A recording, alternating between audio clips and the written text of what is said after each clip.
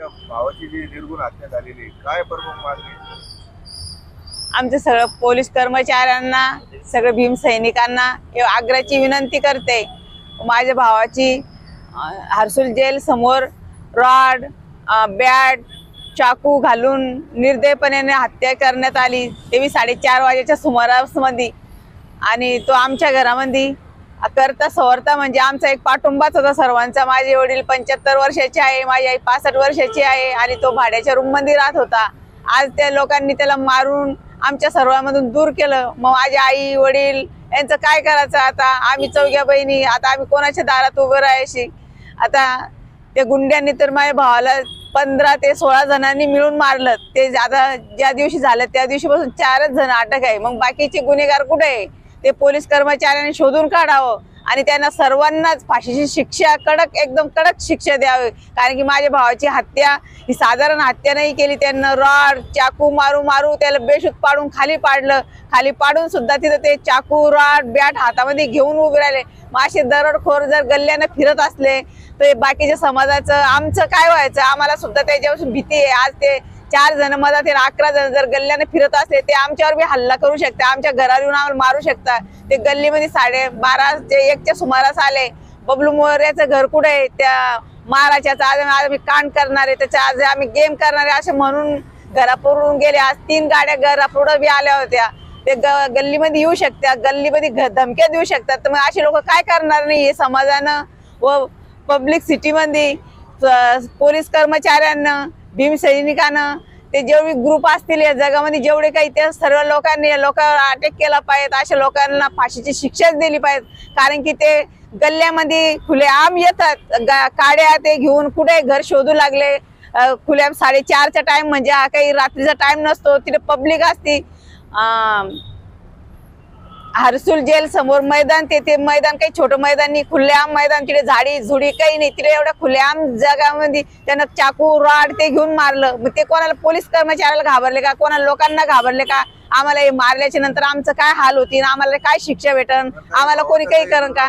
या संदर्भामध्ये जे लोकांनी हत्या केली यांचा काही जुना वाद होता, काय कारण होतं? नाही, यांचा तर वाद नव्हताच. कारण की वाद नव्हता, पण मग त्यांचं म्हणणं आहे तर 6 महिन्यापूर्वी त्याच्या संग आमचा झगडा झालता.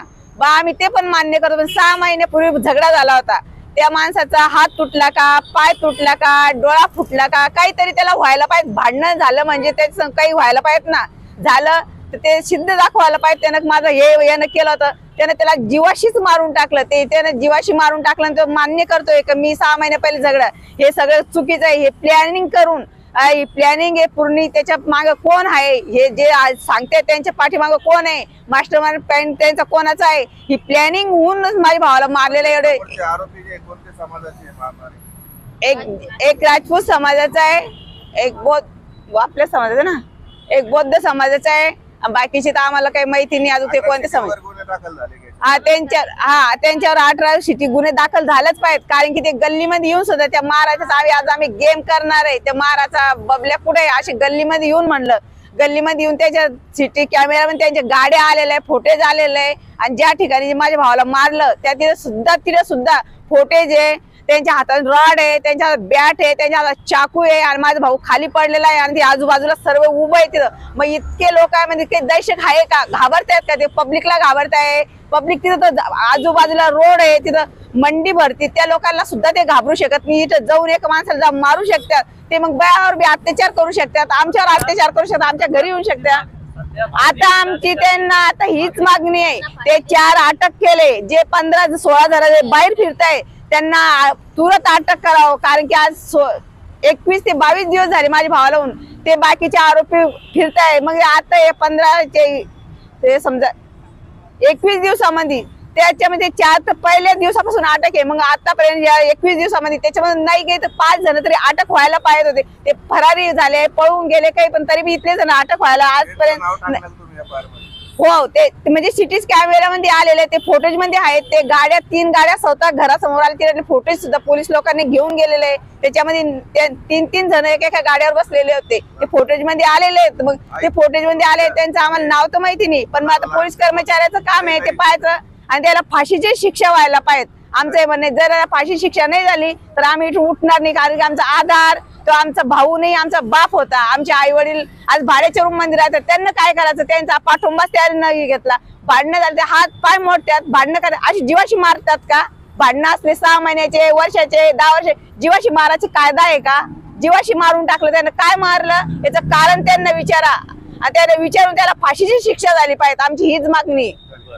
सनी बोलवून घेतला आणि त्याने चाकूचे मार केले, मागून पाठीमाग बॅट मारली आणि जीवस माझा मुलगा मारून टाकला. माझा जसा मुलगा घरात होता तसा माझा मुलगा घरात आला पाहिजे.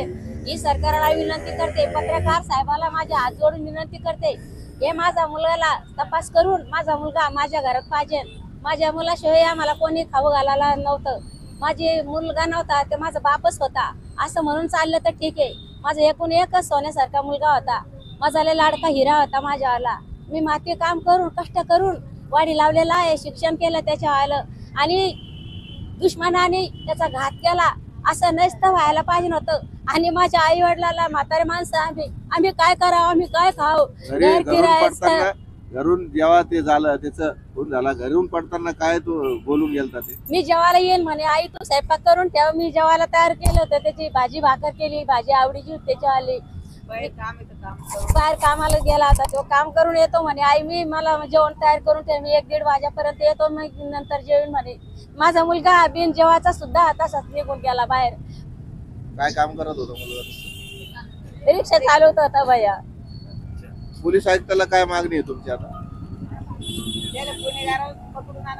गुन्हेगाराला बोलून आणा आणि बोलून घ्या, आणि त्याला जशी माझ्या मुलाला जीव घेतला तसा त्यांचा ज्याने बोलून घेतलं, ज्याने मार दिला, तसं मारून टाकला, तसं त्यांना मारून टाका. माझी विनंती आहे, माझा जसा मुलगा मारला तसा त्यांना मारायची शिक्षा द्या.